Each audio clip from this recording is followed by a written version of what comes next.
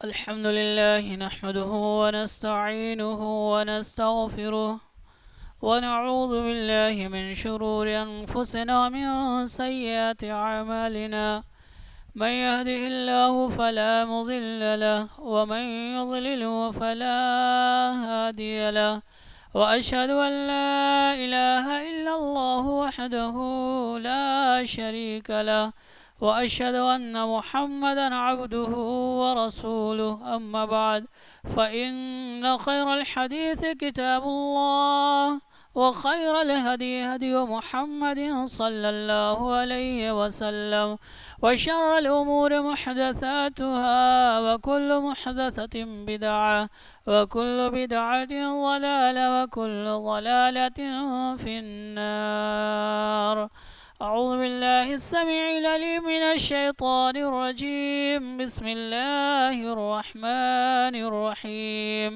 يا أيها الذين آمنوا اتقوا الله حق تقاته ولا تموتن إلا وأنتم مسلمون. يا أيها الناس اتقوا ربكم الذي خلقكم من نفس واحدة وخلق منها زوجها وبث منهما رجالا كثيرا ونساء واتقوا الله الذي تساءلون به والأرحام إن الله كان عليكم رقيبا. يا أيها الذين آمنوا اتقوا الله وقولوا قولا سديدا يصلح لكم أعمالكم ويغفر لكم ذنوبكم ومن يطع الله ورسوله فقد فاز فوزا عظيما. اما بعد، ہر قسم کی تعریف اللہ تبارک و تعالیٰ کے لیے ہے کہ جس نے اس دھرتی پر بے شمار انبیاء کرام کو مبعوث کیا. درود و سلام نازل ہو ان تمام انبیاء کرام پر، خصوصاً ہمارے نبی محمد عربی صلی اللہ علیہ وسلم پر.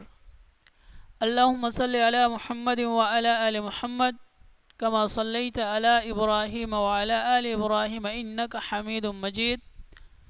اللہم بارک علی محمد وعلی آل محمد کما بارکت علی ابراہیم وعلی آل ابراہیم انک حمید مجید. سامعین محترم، ایک دو دن کے بعد ربیع الاول کا مہینہ شروع ہونے والا ہے. یہ وہ مہینہ ہے جس میں کائنات کے امام آمنہ کے لال جناب محمد عربی صلی اللہ علیہ وسلم کا جنم ہوا، آپ کی پیدائش ہوئی. اور یہی وہ مہینہ ہے جس میں آپ صلی اللہ علیہ وسلم اس دنیا سے رخصت ہوئے. آپ کی پیدائش کے تاریخ کے تعلق سے جو بات کہی جاتی ہے اس میں کافی اختلاف ہے. آج تک جتنے بھی محقق آئے کسی ایک تاریخ پر مہر نہیں لگا سکے کہ آپ صلی اللہ علیہ وسلم اسی تاریخ کو ہی پیدا ہوئے. لیکن آپ صلی اللہ علیہ وسلم کی وفات جو ہوئی اس پہ تمام محققین کا، جتنے بھی تاریخ لکھنے والے گزرے ہیں، سب نے تحقیق کے ساتھ کہا کہ آپ کی وفات 12 ربیع الاول کو ہوئی. تو وفات معلوم ہے، لیکن آپ صلی اللہ علیہ وسلم کی پیدائش کا جو تاریخ ہے وہ تاریخ پکی خبر نہیں ہے. دن کا معلوم ہے کہ آپ صلی اللہ علیہ وسلم پیر کے دن یعنی کہ سوموار کے دن آپ پیدا ہوئے، کیونکہ کتنے مقامات پہ آپ نے اس کی وضاحت بھی کی ہے. آپ نے یہ بھی بیان کیا ہے کہ میں اس روزہ اس لیے رکھتا ہوں کیونکہ اس دن کو میری پیدائش ہوئی ہے. تو یہ جو اگلا مہینہ آ رہا ہے ربیع الاول کا مہینہ، اس مہینے میں بہت سارے خرافات شروع ہو جاتے ہیں۔ آئیے ان سب خرافات سے ہٹ کر کے ہم اپنے نبی محمد عربی صلی اللہ علیہ وسلم کا مقام، آپ کا مرتبہ اور آپ کے فضائل کے بارے میں جانتے ہیں۔ سامعین محترم، ہم سب جانتے ہیں کہ آپ صلی اللہ علیہ وسلم کی بعثت مکے کے میں اس وقت ہوئی جبکہ مکہ والوں میں دین نام کی کوئی چیز نہیں تھی، یعنی دین سے بہت دور ہو چکے تھے۔ ہر طرح کی برائی ان میں پائی جاتی تھی، انسان کا دشمن ہو چکا تھا، اور اس وقت چوری، ڈکیتی، زنا، سود، جوا، جتنی برائی آپ کہیے، سارے کی ساری برائیاں ان کے اندر عام تھی، اور وہ لوگ اسے شوق سے کرتے تھے۔ لڑنا، جھگڑنا، بیٹیوں کو مار دینا، یا ایک کی بیوی کو اپنا جو ہے حصہ سمجھنا، اس طریقے کی بہت ساری برائیاں اس وقت عام تھی۔ ایسے حالات میں اللہ تبارک و تعالیٰ نے جناب محمد عربی صلی اللہ علیہ وسلم کو مبعوث کیا، اور آپ کی شخصیت، آپ کی ذات، آپ سب جانتے ہیں کہ سب سے اعلیٰ اور عرفہ خاندان میں اللہ تبارک و تعالیٰ نے آپ کو مبعوث کیا۔ حضرت ابراہیم علیہ السلام کی اولاد سے آپ ہیں۔ اس کے تعلق سے ایک جگہ حضرت واصلہ بن اشقا رضی اللہ تعالیٰ عنہ کہتے ہیں کہ نبی محترم صلی اللہ علیہ وسلم نے اپنے خاندان کے تعلق سے بتایا کہ دیکھو، ان اللہ اصطفیٰ کنانۃ من ولد اسماعیل واصطفیٰ قریش من کنانہ واصطفیٰ بنو ہاشم من قریش واصطفانی من بنی ہاشم، یعنی اللہ تبارک و تعالی نے اولاد اسماعیل میں سے کنانہ کو چنا، اور پھر قریش کو کنانہ سے چنا، پھر اللہ تبارک و تعالی نے ہاشم کو قریش سے چنا، اور اللہ تبارک و تعالی نے مجھے بنو ہاشم میں پیدا کیا، پھر اللہ تبارک و تعالی نے مجھے بنو ہاشم سے چنا۔ پتہ یہ چلا اس حدیث رسول سے۔ ایک جگہ اور آپ کو بتاؤں، حضرت ابو سفیان کا نام آپ نے سنا ہوگا۔ یہ ابھی مسلمان نہیں ہوئے تھے، سفر کر کر کے روم گئے ہوئے تھے۔ روم تک یہ بات پہنچ چکی تھی کہ مکہ میں ایک شخص آیا ہے جس کا نام محمد ہے صلی اللہ علیہ وسلم، آپ نبوت کے دعویٰ کرتے ہیں۔ اس خبر کی تحقیق کے لیے روم کا بادشاہ جس کا نام ہرقل ہوتا ہے، ابو سفیان سے پوچھتا ہے۔ ابو سفیان اس وقت بہت ہی ماہر تاجر تھے، بہت اچھی تجارت جانتے تھے، اور بارہا ان کا آنا جانا ہوا کرتا تھا روم کے اندر۔ ان سے پوچھا گیا، روم کا بادشاہ نے، ہرقل نے حضرت ابو سفیان رضی اللہ تعالی عنہ سے پوچھا کہ جو نبی آپ کے یہاں آئے ہیں یا جو نبوت کا دعویٰ کر رہے ہیں وہ حسب اور نسب میں کیسے ہیں، ان کا خاندان کیسا ہے، آپ قربان جائیں۔ اس وقت وہ اسلام نہیں لائے تھے، اسلام سے ان کو کوئی دلچسپی نہیں تھی، یہاں تک کہ وہ مسلمانوں سے نفرت کرتے تھے، مسلمانوں کو مٹانا چاہتے تھے، جنگ بھی کیے مسلمانوں کے خلاف۔ لیکن اس وقت جب پوچھا جاتا ہے آپ بتائیں کہ جو نبوت کا دعویٰ محمد صلی اللہ علیہ وسلم کیے ہوئے ہیں، اللہ تبارک و تعالیٰ نے آپ کو جو نبی بنایا، آپ بتائیں کہ وہ خاندانی اعتبار سے کیسے ہیں۔ ابو سفیان جو دشمن ہیں اس وقت اللہ کے رسول صلی اللہ علیہ وسلم کے بارے میں گواہی دیتے ہیں، وَذُو نَصَبٍ، وہ محمد صلی اللہ علیہ وسلم اعلیٰ خاندان والے ہیں، عرفہ خاندان والے ہیں، یعنی اونچے خاندان سے تعلق رکھتے ہیں۔ جب یہ جواب دیا ابو سفیان نے ہرقل کو، تو ہرقل نے اس وقت کہا کہ سنو، جتنے بھی انبیاء آئے ہیں سب خاندانی ہوتے ہیں، یعنی اعلیٰ خاندان کے ہوا کرتے ہیں۔ تو اس طریقے سے اس حدیث سے بھی پتہ چلتا ہے کہ ہمارے رسول محمد عربی صلی اللہ علیہ وسلم خاندانی اعتبار سے سب سے اعلیٰ اور عرفہ ان کا خاندان تھا۔ آگے آئیے، آپ صلی اللہ علیہ وسلم کے تعلق سے آپ کی جو بعثت ہوئی، یہ انسانیت پر بہت بڑا احسان ہے اللہ کا، اور خود اللہ تبارک و تعالیٰ نے قرآن کے اندر کہا لقد من اللہ علی المؤمنین اذ بعث فیہم رسولا منہم یتلو علیہم آیاتہ وَيُزَكِّيهِمْ وَيُعَلِّمُهُمُ الْكِتَابَ وَالْحِكْمَةَ وَإِن كَانُوا مِن قَبْلُ لَفِي ضَلَالٍ مُبِينٍ لَقَدْ مَنَّ اللَّهُ عَلَى الْمُؤْمِنِينَ اللہ تبارک و تعالی نے مومنین پر بہت بڑا احسان کیا کہ اس نے انہی میں سے ایک رسول بھیجا. پھر رسول اللہ صلی اللہ علیہ وسلم کی خصوصیات اللہ تعالیٰ بیان کر رہا ہے. یتلو علیہم آیاتہ، یہ نبی جو مبعوث کیے گئے، جو بھیجے گئے ان کے درمیان، ان کی خاصیت یہ ہے کہ اللہ کی کتاب پڑھ پڑھ کر کے سناتے ہیں. وَيُزَكِّيهِمْ، ان کو گناہوں سے پاک کرتے ہیں. وَيُعَلِّمُهُمُ الْكِتَابُ وَالْحِكْمَةِ، اور وہ رسول انہیں علم اور حکمت کی باتیں سکھاتے ہیں. وَإِن كَانَ مِن قَبْلُ لَفِي ضَلَالٍ مُبِينٍ، اور اس سے پہلے یہ لوگ کھلی ہوئی گمراہی میں تھے. بالکل واضح ہے آپ صلی اللہ علیہ وسلم کی بعثت ہم انسانیت کے لیے، ہم انسانوں کے لیے بہت بڑا احسان ہے اللہ کا کہ لوگ راہ راست سے بھٹکے ہوئے تھے.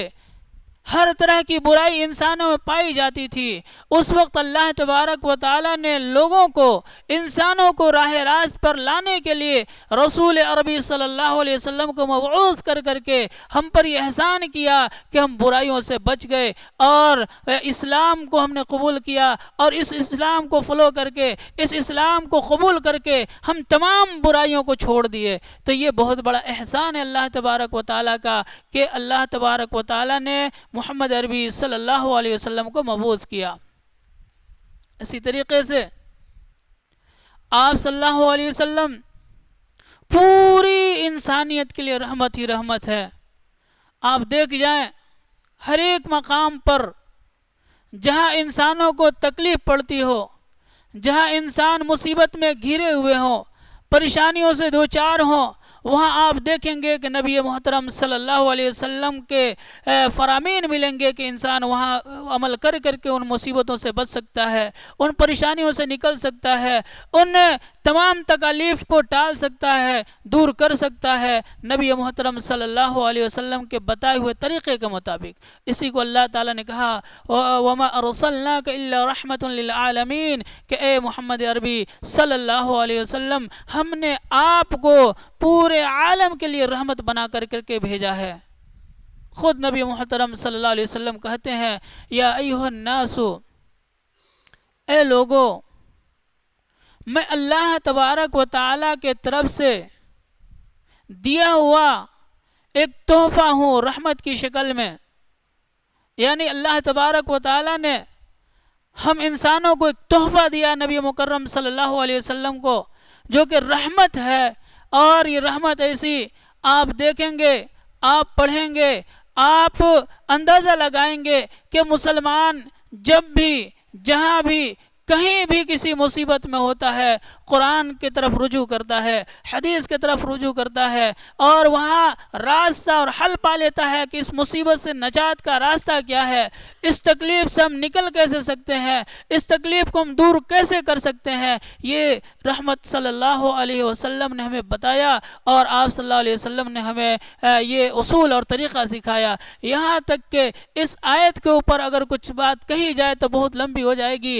نبی محترم صلی اللہ علیہ وسلم انسانیت کے لیے اتنے رحیم تھے، اتنے کریم تھے. آپ تعلیم دیتے ہیں کہ جب تم راستہ چلو، راستے میں اگر کانٹا مل جائے تو اس کو راستے سے ہٹا دو، ایمان کا حصہ ہے. نبی محترم صلی اللہ علیہ وسلم یہ تعلیم دیتے ہیں کہ اے لوگو راستے میں تم پاخانہ پیشاب سے بچو. اس طریقے سے نبی محترم صلی اللہ علیہ وسلم جانوروں کے ساتھ احسان کا حکم دیتے ہیں کہ جب تم جانوروں کو ذبح کرو تو چھری کو تیز کر لو. آپ صلی اللہ اللہ علیہ وسلم یہ تعلیم دیتے ہیں کہ چھری تیز کرو تو جانوروں کے سامنے تیز نہ کرو. یہ آپ صلی اللہ علیہ وسلم جانوروں کے ساتھ رحمت کا برتاؤ کرتے ہیں. اور یہ آپ نے سنا ہوگا نبی محترم صلی اللہ علیہ وسلم اس شخص پہ غصہ ہوئے, اسے برا بھلا کہا آپ نے, جس نے جانوروں کے چہرے کو داغ دیا تھا, گدھے کو داغ دیا تھا. آپ صلی اللہ علیہ وسلم اسے داغنے والے پر غصہ ہوئے تو آپ صلی اللہ علیہ وسلم اس کائنات میں جتنی بھی چیزیں ہیں سب کے لیے رحمت بنا کر کے بھیجے گئے. اور یہی نہیں, اللہ تبارک و تعالیٰ نے آپ کو سراج منیرہ کہا ہے. یا ایھا النبی انا ارسلناک شاہدا ومبشرا ونذیرا وداعیا الی اللہ باذنہ وسراجا منیرا. اے نبی صلی اللہ علیہ وسلم, انا ارسلناک, ہم نے آپ کو مبعوث کیا, ہم نے آپ کو بھیجا, کیا کہہ کر کے؟ شاہدن, گواہی دینے والا, مبشرن, خوشخبری دینے والا, نذیرن, آگاہ کرنے والا, ڈرانے والا, اور وداعیا الی اللہ باذنہ, اللہ کے حکم سے لوگوں کو اللہ کی طرف بلانے والا, وسراجا منیرا, اور روشن چراغ بنا کر کے آپ کو بھیجا. یہ ہمارے نبی کی خصوصیت اللہ تعالیٰ بیان کر رہا ہے. آپ کا مقام اور مرتبہ اللہ تبارک و تعالیٰ بیان کر رہا ہے. 4-5 صفات بتائی اللہ تبارک و تعالیٰ نے, آپ کو پیار سے بولا یا ایھا النبی, اے میرے حبیب نبی صلی اللہ علیہ وسلم, انا ارسلناک, ہم دنیا کے اندر آپ کو انتخاب کیا, آپ کو چنا, لوگوں کے درمیان ہم نے آپ کو نبی بنا کر کے بھیجا. اور آپ کی یہ ذمہ داری ہوتی ہے کہ آپ کیا ہے؟ شاہد ہیں, مبشر ہیں, نذیر ہے, داعی ہے, سراج منیر ہے. یہ 5 خصوصیات بتائی اللہ تبارک و تعالیٰ نے ہمارے نبی صلی اللہ علیہ وسلم کی. یہ آپ کا مقام تھا, یہ آپ کا مرتبہ تھا. آپ گواہی دینے والے, خوشخبری دینے والے, اسی طریقے سے آگاہ کرنے والے, ڈرانے والے, اور لوگوں کو بھلائی کی طرف بلانے والے تھے, اور آپ روشن چراغ تھے. اما عائشہ رضی اللہ تعالی عنہا نبی محترم صلی اللہ علیہ وسلم کی خوبصورتی کو بیان کرتے ہوئے کہتی ہے, دنیا والو, تمہارے تو آسمان میں چراغ ہے, دیکھو ہمارے گھر میں, ہمارے آنگن میں, ہمارے گود میں چاند ہے. آپ صلی اللہ علیہ وسلم کی خوبصورتی کو اللہ تعالیٰ نے بیان کیا. آپ صلی اللہ علیہ وسلم کے روشن چہرے کو اللہ تبارک و تعالیٰ نے یہاں بیان کیا. اسی طریقے سے آگے آئیے, اللہ تبارک و تعالیٰ نے انسانوں کے اوپر جو احسان کیا ہے اس کے تعلق سے اللہ تبارک و تعالیٰ کہتا ہے, لَقَدْ جَاءَكُمْ رَسُولٌ مِّنْ أَنفُسِكُمْ عَزِيزٌ عَلَيْهِ مَا عَنِتُّمْ حریص علیکم بالمؤمنین رؤوف الرحیم. لوگو, تمہارے اندر تمہیں میں سے ایک رسول آیا. لقد جاءکم رسول من انفسکم, تمہیں میں سے ایک رسول آیا. کہتے ہیں کہ رسول انسان نہیں تھے, ان کے منہ پہ تماچا مارا اللہ تعالیٰ نے. لقد جاءکم رسول من انفسکم, تمہیں میں سے ہم نے ایک رسول بنا کر کے بھیجا. محمد عربی صلی اللہ علیہ وسلم بشر تھے. اللہ خود کہتا ہے, قل انما انا بشر مثلکم یوحى الی انما الہکم الہ واحد. اے لوگو سنو, جو یہ کہتے ہیں ان کو جواب دو کہ نبی محترم صلی اللہ علیہ وسلم بشر نہیں تھے. اللہ کہتا ہے کہ قل, اے محمد عربی صلی اللہ علیہ وسلم, آپ لوگوں کو کہہ دیں, بتا دیں, انما انا بشر مثلکم, میں جیسے تم انسان ہو ویسے ہی میں بھی انسان ہوں. اب اس کو الٹا ترجمہ کر کے پھر آتے ہیں, کہتے ہیں کہ نعوذ باللہ, یہ کہتے ہیں کہ ہمارے جیسے, تمہارے جیسے نہیں, انسان جیسے تم انسان ہو, گدھے نہیں ہو, جانور نہیں ہو. انسان اپنے آپ کو کہتے ہیں, ویسے محمد صلی اللہ علیہ وسلم انسان تھے, تمہارے جیسے بیکار انسان نہیں تھے. نعوذ باللہ, آپ صلی اللہ علیہ وسلم انسان تھے, اعلیٰ اور عرفہ, سب سے بہترین انسان. آپ جیسا نہ آیا نہ آئے گا, اتنے اچھے انسان تھے.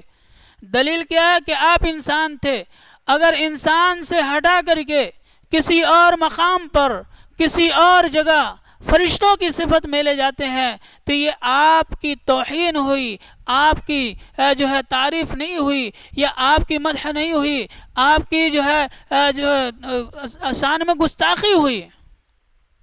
اگر کوئی کہے کہ نبی صلی اللہ علیہ وسلم بشر نہیں تھے، فرشتہ تھے، فرشتہ نہ تو کھانا کھاتا ہے، نہ اس کو بیوی کی ضرورت ہے، اور نہ ہی کسی اور انسان کو جن چیزوں کی ضرورت پڑتی ہے ان چیزوں کی ضرورت ہے، تو تم نے نبی صلی اللہ علیہ وسلم کو اگر فرشتہ کہہ دیا، فرشتوں کے صف میں کھڑا کر دیا، تو تو نے توہین کی، کیونکہ ہمارے نبی وہ تھے جو کھانا بھی کھاتے تھے، لوگوں کو کھلاتے بھی تھے، شادی بھی کرتے، شادیاں بھی کرواتے، تمام انسان کی ضروریات ہی آپ صلی اللہ علیہ وسلم وہ پورا کرتے تھے۔ تو اللہ کہتا ہے کہ کل انما انا بشر مثلکم، اے نبی صلی اللہ علیہ وسلم آپ لوگوں سے کہہ دیجئے کہ میں بھی تمہارے جیسا ایک بشر ہی ہوں، یعنی انسان ہی ہوں۔ یہ تم جیسا جو کہا جاتا ہے تو اس میں بگڑ جاتے ہیں اور کہتے ہیں کہ تم جیسا۔ یہاں اللہ تعالیٰ یہ نہیں کہنا چاہتا کہ ہمارے جیسے نالائق، نعوذ باللہ، آپ صلی اللہ علیہ وسلم ہمارے جیسے انسان تھے، انسان یعنی جو مخلوق اللہ تبارک و تعالیٰ نے بہت سارے مخلوقات کو پیدا کیا، اس میں انسان ہے، چرندے، درندے، پرندے، پروانے ہیں، کیڑے مکوڑے ہیں، تو ان میں سے آپ انسان تھے، انسانوں میں سے آپ نے اللہ تبارک و تعالیٰ نے آپ صلی اللہ علیہ وسلم کو چنا۔ تو اسی بات کی تحقیق کے لیے اللہ تعالیٰ کہتا ہے کہ آپ لوگوں سے کہہ دے کہ میں بھی انسان ہی ہوں۔ ایک جگہ اللہ تبارک و تعالیٰ یہ قرآن میں کہتا ہے، خود نبی محترم صلی اللہ علیہ وسلم کہتے ہیں کہ اے لوگو میں بھی تمہارے جیسا ایک انسان ہی ہوں، اللہ تبارک و تعالیٰ میرے اوپر وحی کرتا ہے، اللہ تبارک و تعالیٰ کی وحی آتی ہے۔ آپ کا مقام اور مرتبہ ہم انسانوں سے بہت اونچا ہے، ہمارے جیسا نہیں ہے، انسان ہے لیکن انسانوں میں بہت اعلیٰ مقام والے، عرفہ مقام والے آپ صلی اللہ علیہ وسلم ہیں۔ اس کے بعد اللہ تبارک و تعالیٰ نے دوسری صفت یہ بیان کی کہ عزیز علیہ ما عنتم حریص علیکم بالمؤمنین رؤوف الرحیم۔ نبی محترم صلی اللہ علیہ وسلم کی خصوصیت میں سے ایک یہ ہے کہ آپ مومنین کو، یا جتنے بھی مسلمان ہیں، یا یہ کہہ لیجیے انسان ہیں، اپنی امت کے تعلق سے اگر مشقت یا پریشانی لاحق ہو، یہ آپ کو بہت تکلیف ہوتی تھی، آپ کو خراب لگتا تھا، آپ پہ گرا گزرتا تھا، یعنی کسی امتی کو تکلیف ہو، یہ بات آپ کو ناپسند تھی، آپ صلی اللہ علیہ وسلم کو بالکل پسند نہیں تھا کہ میری امت کو کوئی تکلیف ہو۔ اس لیے آپ دیکھے ہوں گے یا پڑھے ہوں گے یا سنے ہوں گے کہ اللہ تبارک و تعالیٰ نے جب آپ کو اپنے پاس بلایا، معراج کرائی گئی، اس وقت اللہ تبارک و تعالیٰ 50 وقت کی نماز فرض کرتا ہے۔ آپ صلی اللہ علیہ وسلم اپنی امت کے لیے یہ گوارہ نہیں کیے کہ میری امت کو تکلیف ہو۔ اللہ تبارک و تعالیٰ کے پاس بار بار آتے جاتے، 5 وقت کی نماز آپ نے قبول کرائی، اللہ تبارک و تعالیٰ کے پاس 50 سے 5 وقت کی نماز لے کر کے آئے، یعنی اپنی امت کے تعلق سے۔ اسی طریقے سے آپ یہ بھی سنے ہوں گے کہ نبی محترم صلی اللہ علیہ وسلم تراویح کی نماز 1 دن، 2 دن، 3 دن لگاتار مسجد میں آ کر کے سب کے ساتھ پڑھے، چوتھے دن صحابہ کرام مسجد میں بیٹھے رہے، آپ آئیں گے، آپ آئیں گے، آپ آئیں گے، آپ نہیں آئے۔ بعد میں آپ صلی اللہ علیہ وسلم نے یہ بتایا کہ میں اس ڈر سے نہیں آیا کہ کہیں یہ تراویح کی نماز میری امت پہ فرض نہ ہو جائے، اگر فرض ہو جاتی تو پھر امت کے لوگ پریشان ہو جاتے، کوئی بیمار ہوتا ہے، کوئی مجبور ہوتا ہے، کوئی ضرورت مند ہوتا ہے، فرض نماز پڑھ کر کے چلا جاتا ہے، لیکن اگر آپ صلی اللہ علیہ وسلم آتے رہتے، اگر فرض ہو جاتی تو پھر امت کے اوپر بہت مشکل گزرتا، امت تکلیف میں ہو جاتی۔ یہ آپ صلی اللہ علیہ وسلم اس ڈر سے کہ ہماری امت پہ فرض نہ ہو جائے، آپ آنا بند کر دیے، یعنی مسجد کے اندر جماعت سے تراویح کا پڑھانا آپ نے بند کر دیا کہ کہیں ہماری امت پہ فرض نہ ہو جائے، اگر فرض ہو جاتا تو پھر امت کے لوگ پریشان ہو جاتے۔ اسی طریقے سے ایک جگہ آپ صلی اللہ علیہ وسلم نے یہ بھی کہا کہ اگر میری امت کے لوگوں پر یہ مشکل نہ ہوتا تو میں ہر نماز سے پہلے مسواک کا حکم دیتا، لیکن آپ نے حکم نہیں دیا۔ آپ جانتے تھے کوئی دور دراز سے آتا ہے، کوئی سفر کر کر کے آتا ہے، کوئی کام چھوڑ کر کے آتا ہے، کوئی کہیں سے آتا ہے، اس وقت ان کے ہاتھ میں مسواک نہیں ہوگا، برس نہیں ملے گا. یہ ساری چیزیں تکلیف میں ڈالنے والی چیز ہے. اس لیے آپ نے کہا کہ اگر میری امت پہ مشکل نہ ہوتا تو میں ہر نماز کے ساتھ مسواک کا حکم دیتا. آپ نے حکم نہیں دیا، لیکن اگر کوئی کرتا ہے تو اچھی بات ہے، اسے 25 سے 27 گنا زیادہ ثواب ملتا ہے مسواک کر کے نماز پڑھنے سے. لیکن یہ حکم نہیں ہے، اگر کرے تو بہتر ہے، نہ کرے تو گناہ نہیں ہوگا. اگر حکم دے دیا جاتا تو اگر نہیں کرتا تو گناہ گار ہوتے. تو کہنے کا مطلب یہ ہے اپنی امت کے جو ہے آپ صلی اللہ علیہ وسلم نہیں چاہتے تھے کہ تکلیف میں ڈالو، مصیبت میں ڈالو، پریشانی میں ڈالو. اسی طریقے سے آپ کو بتاؤں اللہ تبارک و تعالی نے جو نبی محترم صلی اللہ علیہ وسلم کی جو خصوصیات بیان کی ہے، ان خصوصیات میں سے ایک خصوصیت یہ ہے کہ آپ صلی اللہ علیہ وسلم بڑے مشفق اور مہربان تھے اپنی امت کے لیے. آپ صلی اللہ علیہ وسلم خود کہتے ہیں کہ جب میں نماز پڑھانے کے لیے کھڑا ہوتا ہوں نہ میری یہ خواہش ہوتی ہے کہ میں نماز کو اور لمبی کروں اور لمبی کروں اور پڑھاؤں، لیکن میں بچوں کے رونے کی آواز کو سنتا ہوں تو میں نماز کو ہلکی کر دیتا ہوں، کیونکہ میں جانتا ہوں کہ اس بچے کے رونے کی وجہ سے ماں کے دل پر کیا گزرتا ہوگا. تو یہ نبی محترم صلی اللہ علیہ وسلم مشفق اور مہربان تھے. آپ صلی اللہ علیہ وسلم کی اور بھی بہت سارے خصوصیات ہیں. آپ صلی اللہ علیہ وسلم کا مقام اور مرتبہ ہم انشاءاللہ اگلے خطبہ میں بھی سنیں گے. اللہ تبارک و تعالیٰ نے آپ کے مقام اور مرتبے کو جگہ جگہ قرآن میں بیان کیا ہے. انشاءاللہ یہ جو مہینہ آنے والا اگلا مہینہ، اس مہینے کے اندر آپ صلی اللہ علیہ وسلم کا مقام، آپ کا مرتبہ اور آپ کے فضائل اور آپ کے حقوق کے تعلق سے سنیں گے. آئیے اللہ تعالیٰ سے دعا کرے کہ بار الہ ہم سبوں کو آپ صلی اللہ علیہ وسلم کی خصوصیات، آپ کے فضائل اور آپ کے مراتب سمجھنے اور اسے عام کرنے کی توفیق عطا فرما. آمین. وآخر دعوانا ان الحمد للہ رب العالمین.